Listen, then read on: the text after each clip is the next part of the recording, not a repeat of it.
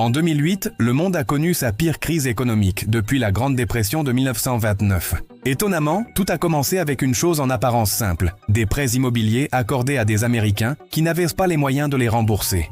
Bienvenue dans l'histoire de la crise des subprimes, un krach financier qui prouve que l'économie mondiale est un château de cartes incroyablement fragile. Au début des années 2000, aux États-Unis, la politique est claire, l'accession à la propriété est le rêve américain pour tous.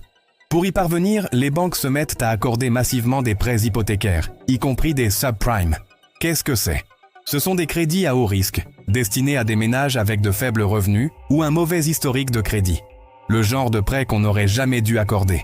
Mais alors, pourquoi les banques prenaient-elles un tel risque? C'est là qu'intervient la magie de la finance. Les banques ne gardaient pas ces prêts toxiques dans leurs livres.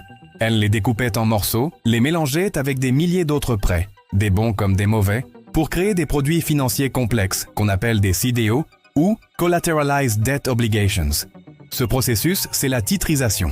Ces paquets financiers étaient ensuite vendus partout dans le monde à des investisseurs, des fonds de pension, des banques européennes, des compagnies d'assurance qui pensaient acheter des actifs sûrs.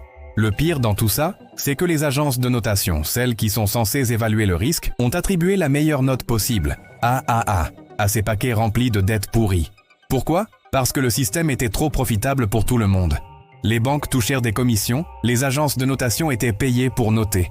Et les investisseurs pensaient faire une affaire en or avec des produits à haut rendement et sans risque. C'était une illusion de sécurité totale. Mais le réveil a été brutal. Lorsque la Réserve fédérale américaine a commencé à remonter ses taux d'intérêt, les mensualités des emprunteurs subprime, souvent à taux variable, ont explosé. Ils ne pouvaient plus payer. Les défauts de paiement se sont multipliés. Les banques ont saisi des millions de maisons pour les revendre. Et le marché immobilier s'est effondré, faisant éclater la bulle.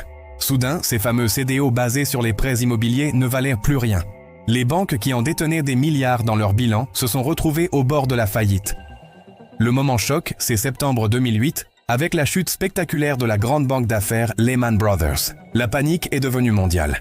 Plus personne ne faisait confiance à personne, et les banques ont cessé de se prêter de l'argent entre elles. Le cœur du système financier venait de s'arrêter. La crise, née en Amérique, s'est propagée comme une traînée de poudre. Les banques en Europe et en Asie, qui avaient acheté ces produits toxiques, ont dû être sauvées en urgence par les États. L'argent public a été injecté massivement pour éviter un effondrement total, mais le mal était fait. La confiance était brisée, le chômage a explosé partout et le monde est entré dans ce qu'on a appelé la Grande Récession. La crise de 2008 est un rappel violent que l'innovation financière sans régulation est un véritable danger. Elle nous a appris le coût colossal que peuvent avoir l'avidité et l'aveuglement sur les marchés financiers. Merci d'avoir regardé cette vidéo. Si ce sujet vous a intéressé, n'hésitez pas à laisser un pouce bleu, à vous abonner et à activer la cloche pour ne manquer aucune de nos prochaines analyses. À très bientôt!